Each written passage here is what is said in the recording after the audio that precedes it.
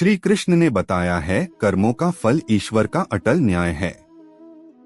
मेरे प्यारे भाइयों और बहनों, आज हम जिस सत्य पर मनन करने के लिए एकत्र हुए हैं, वह कोई साधारण वचन नहीं, बल्कि समस्त सृष्टि का शाश्वत नियम है। यह नियम न किसी राजा ने बनाया, न किसी धर्म ने गढ़ा, यह तो स्वयं प्रकृति का अटूट नियम है। जैसा कर्म करोगे वैसा ही फल मिलेगा। अपने कर्मों का फल स्वयं भुगतना पड़ता है।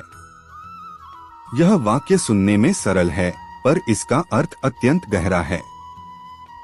कर्म केवल हाथ पांव से किया गया कार्य नहीं है।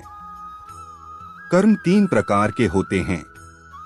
1 मन से किया गया कर्म, 2 वाणी से किया गया कर्म, 3 शरीर से किया गया कर्म। हम क्या सोचते हैं, क्या बोलते हैं और क्या करते हैं, सब मिलकर हमारा कर्मफल बनाते हैं। मन में जन्मा विचार भी ब्रह्मांड में लहर की तरह फैलता है और अपना प्रभाव छोड़ता है। इसलिए हमारे ऋषियों ने कहा है, मनसा वाचा कर्मणा, यानी मन, वचन और कर्म तीनों को शुद्ध।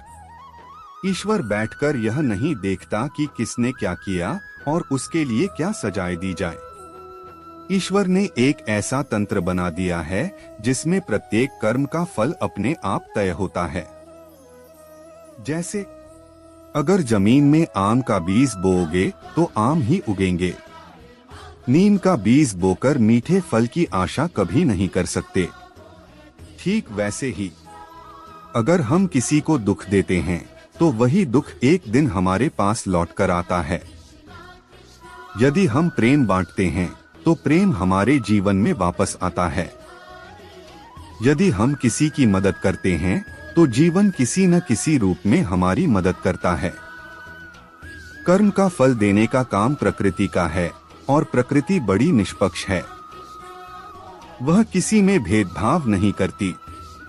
आज मानव सोचता है कि मैं धनवान हूं, इसलिए मुझे कोई रोक नहीं सकता। मैं शक्तिशाली हूं, इसलिए मैं जो चाहूं कर सकता हूं। मैं दूसरों को नीचा दिखा दूंगा तो मैं बड़ा बन जाऊंगा। परंतु यह भूल है।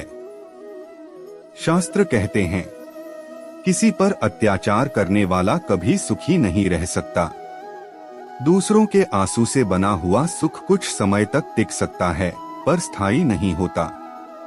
अहंकार का नशा भी कुछ वर्षों का होता है, फिर वह मनुष्य को वहीं पटक देता है जहां से उसने शुरुआत की थी। छाया से कोई भाग सकता है क्या? दिन में चले तब भी पीछे, रात में चले तब भी आसपास। ठीक उसी तरह कर्म भी हमारे